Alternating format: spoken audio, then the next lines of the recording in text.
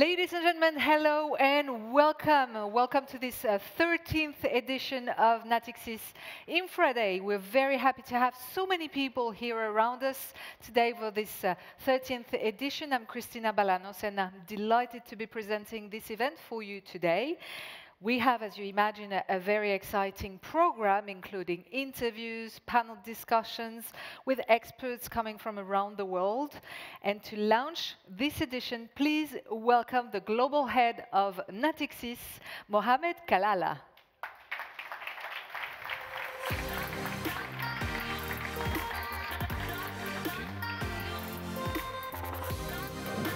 Thank you, Cristina. Hello to you.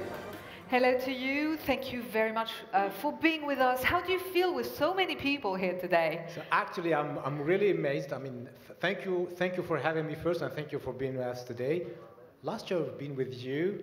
I think that next year we need to book for Stade de France, or if we want to be more global, it has to be Madison Square Garden or Maracana in Brazil. We need to do something. We need to think about where to organize it next year. So thank you, thank you. I'm really, really happy to have the 300 issuers and investors with us in the infra world. And I'm really proud about the quality of the panels. I saw the names, I saw the exchanges you had. Amazing, so thank you, thank you. So can we say that Natixis is a leader in infrastructure sector? Good question, Christina. We like to say that we are a leader. We do our best to be a leader, but I'm going to be very candid with you. It's to the client to decide if we are a leader or not. It's not to us.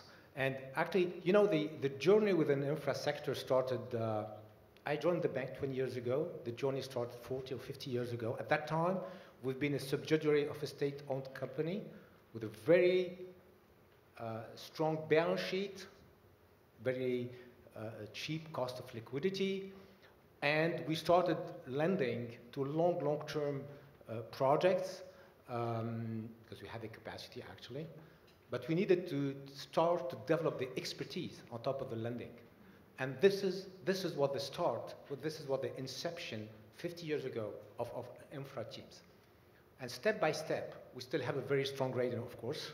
We are A+, of course, and we still are able to provide liquidity when it makes sense, but we started to develop the expertise step by step, having a view on how strong is the actors on top of the business model, but the actors themselves.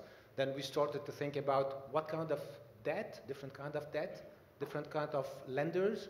Then we said, okay, but we need to hedge the project, not only on the financial side, but we need to hedge the critical metals, we need to hedge the price of the energy, we need to really think about how stable is the business model when the revenues are guaranteed by the social security when it comes to healthcare. So we started to think beyond just the financing itself.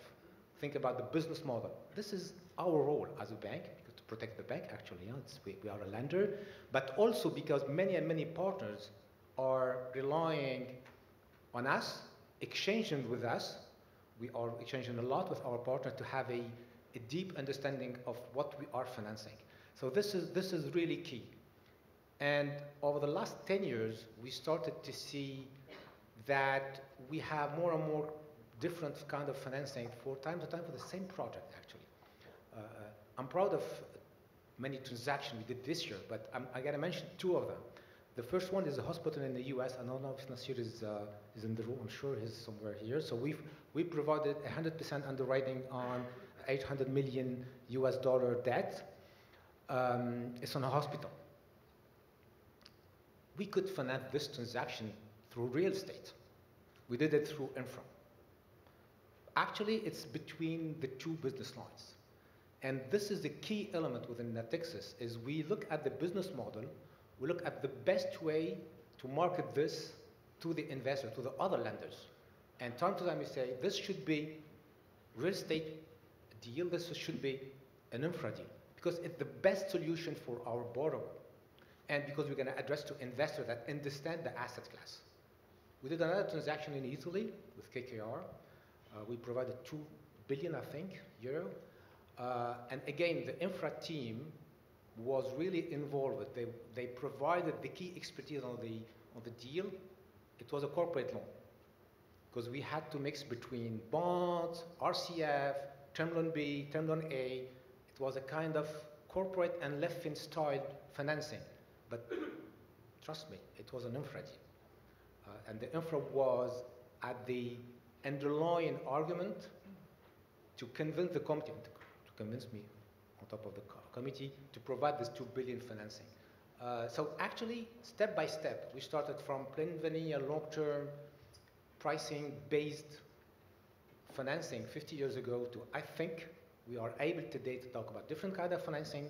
We're good in M&A. I'm going to give you a word on that. We're good in hedging. It could be in critical metals, and it could be in electricity pricing, it could be in oil and gas, it could be in many other, because we would like to provide to our client the box of tools they need to reduce the risk on their business model. Because if we are able to reduce the risk, they are able to make more profitable business or to lower the cost of their capital, their equity. A word on the M&A. We started 12 years ago to invest in different M&A boutiques.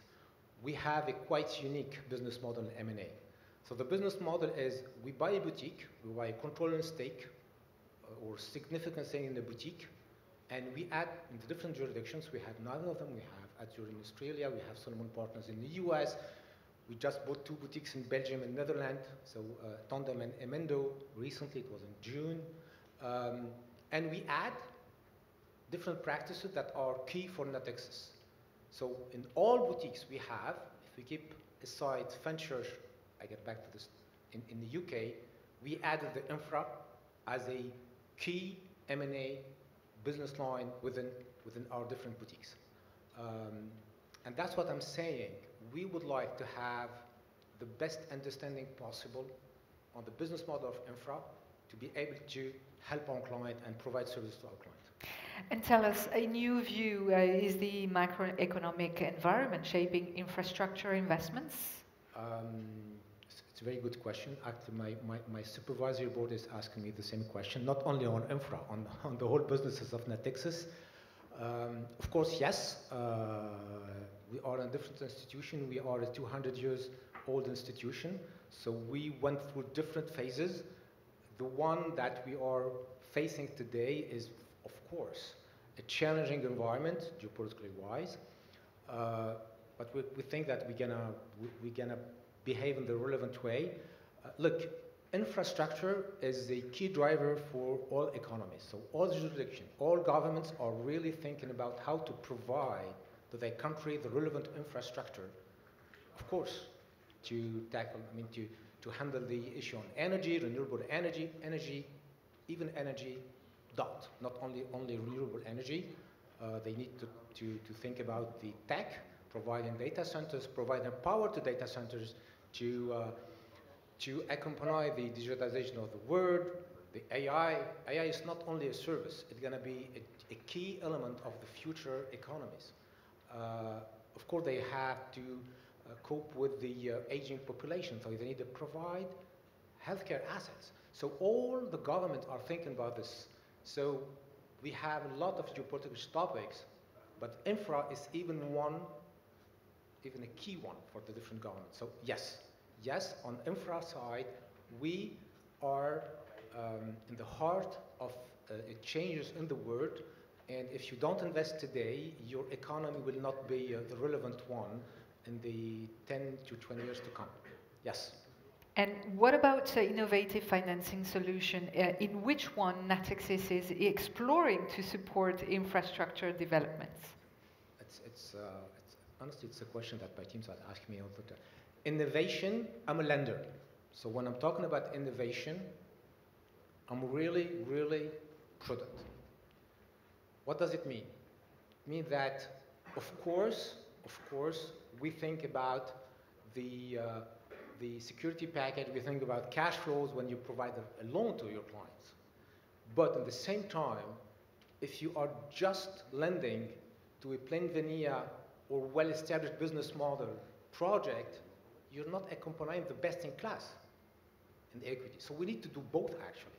That's why we spend a lot of time with our client trying to understand. We've been one of the first banks to finance battery storage, battery for EVs. But before doing this, honestly, our teams in Natixis, in different jurisdictions, spend a lot of time understanding what are going to be the cost of batteries, if what I'm financing today will be cheaper 3 years, I mean, half price 3 years later, I will have no value to the asset. So this is something that we spend a lot of time to understand, and actually, thanks to you that we have this knowledge, because the equity investor and the other borrowers are exchanging with us in order to have a view and time to time taking some risk. Now, when I'm saying risk, I need to talk about the innovation in financing. Innovation in the industry. We have in parallel the innovation in financing, because when it's risky and we think that we cannot address the same lenders, then we need to tranche, to do a B notes, to do some equity, at the preferred equity tranche. We could do a highly secured based on the different cash flow, debt. So when we have an innovation and we would like to help our client, the investor, the equity investor, to fund the project, we need to think how to innovate on the financial side just to address the relevant risk-reward buckets. So this is what we're trying to do. Of course, we're doing this on the private debt, but we do it also on the market. We can issue bonds, we can issue USPP, we can issue CLOs. So we have plenty of tools, and the name of the game for Natixis to be expert in the different pockets and to give to our client the best 2-3 solution and have the mandate. So it's really key to have the mandate. So. We also discussed about the fact that you need to tap into all available liquidity sources at Natixis. All business lines collaborate to product offerings. What does it mean exactly? The infra word is, the needs to invest in infra is soaring. I mean, actually, I don't know if you saw the Mario Draghi report, it was 2 months ago. Europe has to invest 800 billion a year on top of what we used to invest on a yearly basis. Mainly on infra. You have a pocket for defense, but mainly infra. 80% is infra. So we need to find the cash to be invested in infra. So we need to tap not only the bond market or the bank balance sheet. There is not enough balance sheet in the banks to fuel the infra world, but that's for sure. So we need to address the saving. And we're lucky because the infra is giving to the investor a relevant risk profile. I mean, the fixed income investor are really keen to invest in infra. It could be a different story for real estate. It could be a different story for other topics like corporate loans.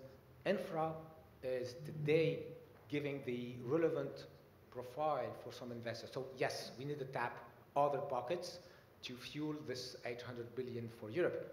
When I'm saying Europe, because we have a recent report. If you look at Asia, for instance, it's more than 2 trillion additional investor a year. I'm keeping aside mainland China. Just for the rest, you have India, a huge country, but 2 trillion or more than what they invested in the past. So of course, there's a lot of need of cash. Of course, it puts pressure on selectivity. Different projects will not be able to be financed, but if we have the sponsorship of some government, so it depends, but for sure we need to have more liquidity provider than just banks or markets. Great. Any final words? We're almost there. Time is almost out.